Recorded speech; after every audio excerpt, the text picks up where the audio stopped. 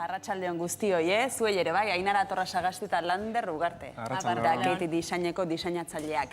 Begira, gaur munduan badira zulotik ateratzea lortu duten enpresak, eta horietako batzuk aipatuko dituzue. Hori da. Adibide batzuk ekarri dituzue. Bai, pare bat adibide ekarri dugu. Lehenengoa Serralunga izango da. Serralunga. Bai, Serralunga Italia iparraldeko enpresa bada, Biela herrikoa.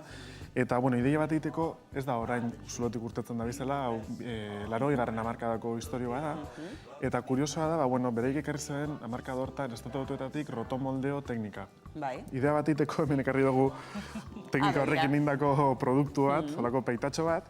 Ideia egiteko, imaginatu molde bat, molde hortan plastiko bat sartuko dugu, hautseran, eta moldea biratzen hasiko da norabide batean eta bestean. Orduan zer gertatzen da, plastiko hori moldearen hormetara itxatxe egiten dela, eta orduan horrelako produktu uekoak sortu dugu zela, ikusten dugu zela modukoak. Serralunga enpresak errotazio moldaketa hori erabiltzen zuen. Hori da. Eta nolabait ere hasieran ez zitzaion ondo joan, eta? Hori da, hasieran hasi izan egiten telagintza merkatu handia hauen iparralde hortan, eta orduan hemen ikusten dugun bezala, ikusten duzu hor erdian horrelako ziri berde hori, horrelako piezak egite bazen. Baina zer gertatzen da, merkatu hori Txinara joan zala, eta beraiek bertan merkatu gabe geratu ziren. Orduan, zein zeben, teknika hori edo teknologia hori erabili zeben beste produktu tipologia bat egiteko. Konkretamente, altzariak hemen ikusten dugun bezala, ez? Altzari, zango dugu, kanpo altzariak. Jardinetarako, parketarako, eta horrelako gauzak. Generalean oso handiak, eta uekoak, ez? Teknika hau erabiliz, posible da moldean bueltak emanez, pegatzea plastikoa esan dugun bezala, eta horrelako diseinuak egitea, ez? Adibidez hori ikusten dugu landare potea, baina bituzelako handia da, ez? Gainera argia dauka barruan, eta hori da purra lortu zuen. Kuriosa da, diseinatzaileai eskatu zutziela ber zer egin alzan teknika hauekin. Hori da. Eurek zekien teknika, baina zekizien zelan erabili beste moduren baten. Zer merkatura ireki edo zer egin. Beraz, arrakastaren giltza zer izan zela esan daiteke kasu honetan? Esan aldugu hori izan dela, ez? Lehengo teknika bat erabiliz, produktu berritzaileak egitea diseinuaren bitartez. Eta merkatu berriak zabaltza honen bitartez.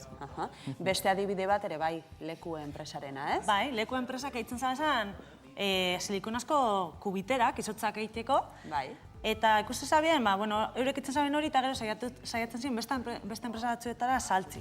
Baina ikusten zabien oso merkatu txiki zezala, eta orduan diseinatzaile kontratatu zabien ikusteko silikona horrekin zer egin alzan, ez? Eta orduan hasi ziren eskatzarako, sukalderako gailuak eitzen, eta kasu honetan gainera oso diseinu gazteak, alaiak, eta modu errez baten kozinetako. Kasu honetan hau da vaporera bat, arrainaro beste produkturen bat mikroondasen egiteko, ez? Ero arrautza egosteko mikroondasen beste sosekin nahaztute.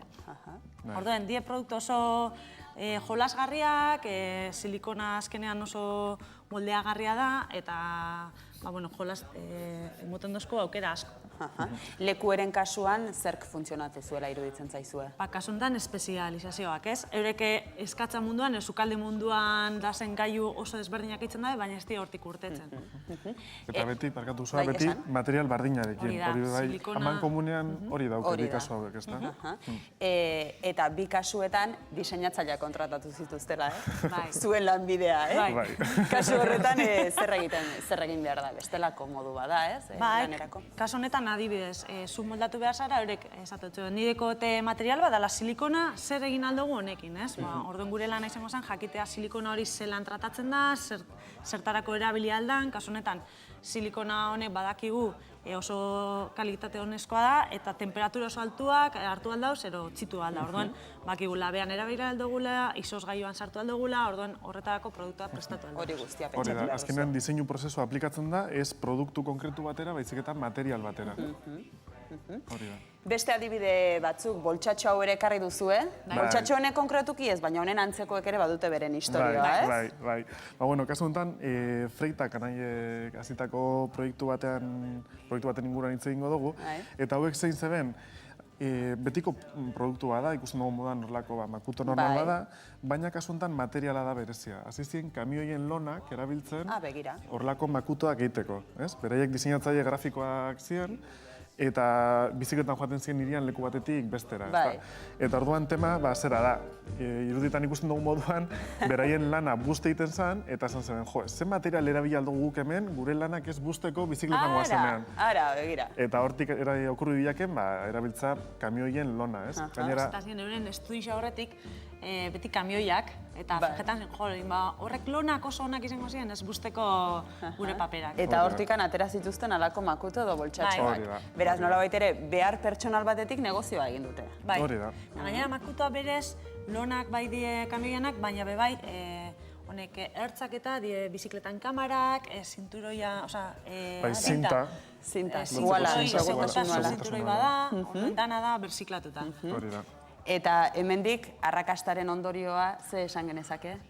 Kasu honetan, ondorioetako bat bintzat kopia izango zen, Kopiak. Gure irakasle batek ez zen, beti ohore bat izaten dela norbetek zu kopiatzea. Bueno, kasu honetan horrela ulertu beharko. Seinale hona da. Imitatzaileak atera zaizkie bi anai hauei. Azken adibide batera ikusiko dugu aski ezaguna, sandali hauek, eta hauek ere badute istorio bitxia. Hori da. Sandalia hauek, danok ezagutzen dugu ze hawaiana sandalia hauek.